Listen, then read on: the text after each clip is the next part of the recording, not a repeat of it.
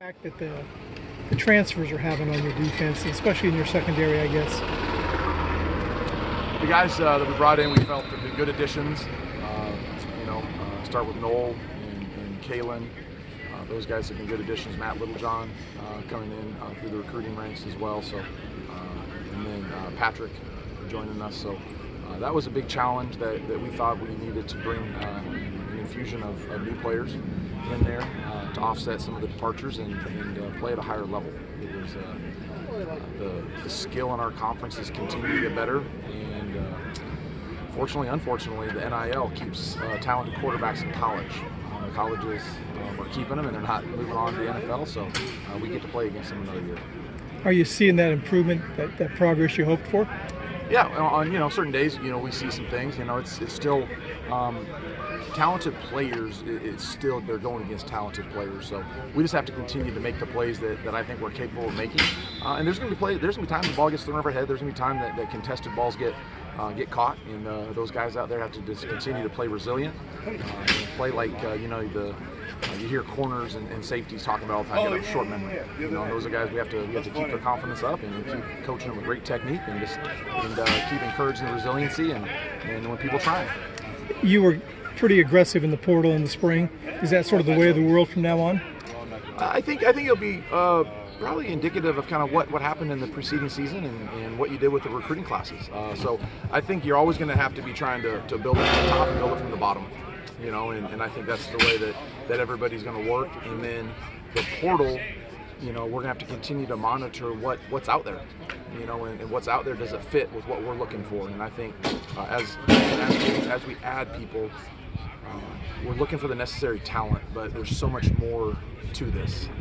They have to be the right fit for what Cal is, the right fit for what we ask them to do, defense, from whatever position that might be. I don't think we're going to be a portal business just to do the portal. I think it's portal when necessary. Any takeaways from Saturday's scrimmage? Just the amount of reps we got. I think we're almost over 130 offense, defense, and that's good to have the numbers out here that we can do that. The ones, twos, and threes. A lot of guys got a lot of work. We've had two, I thought, really exceptional work days in the scrimmages.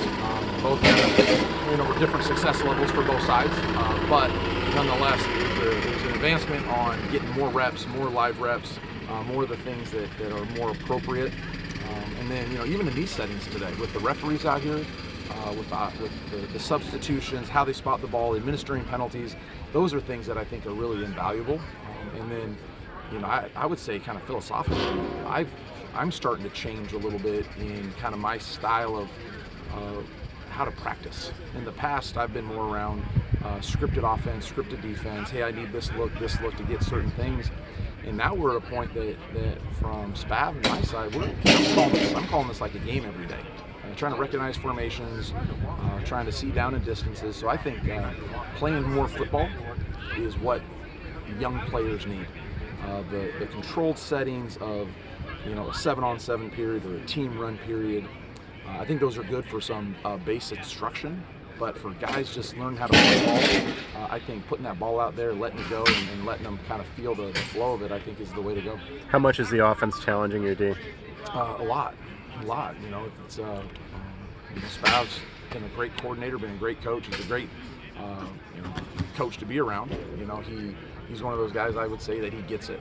He's been at a head coach level. He's been on the other side of that, where it's not just always about the offense, but it's about a little bit of cooperation.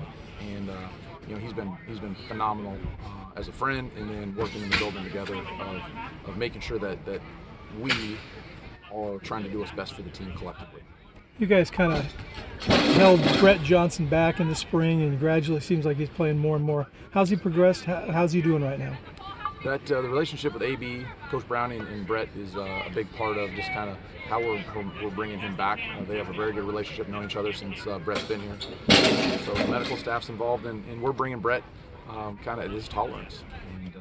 And we know that he can be a big addition for us. So every day, we kind of take a little assessment of how he's doing and what the practice schedule looks like in the right thing, and then not only that practice schedule, but what does the next day look like? So we can make sure that we can monitor his off days and his prior days and his workload overall. Is he looking like Brett Johnson? Yeah, he's a good-looking kid, isn't he? Seems leaner than he's been in prior years. He is. He takes his shirt off. He might be the first off the bus with the shirt off. Yeah.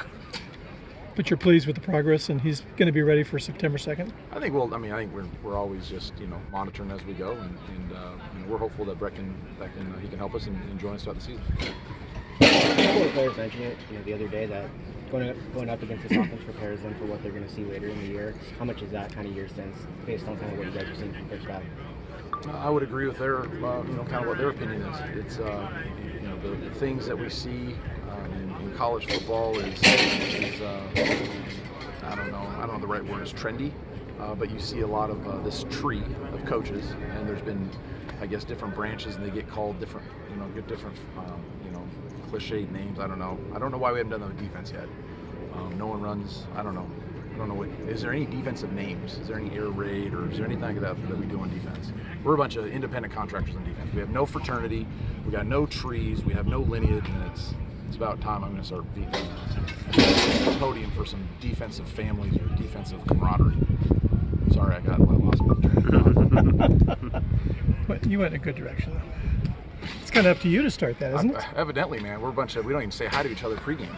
The offensive guys out there having a coaches convention, hugs and throw hugs, and defense we're walking around just wanting to throw up. That's because you guys eat glass for breakfast, so. I don't know if anybody can follow with the question after that answer. Thanks, Coach. Thanks. Thank you.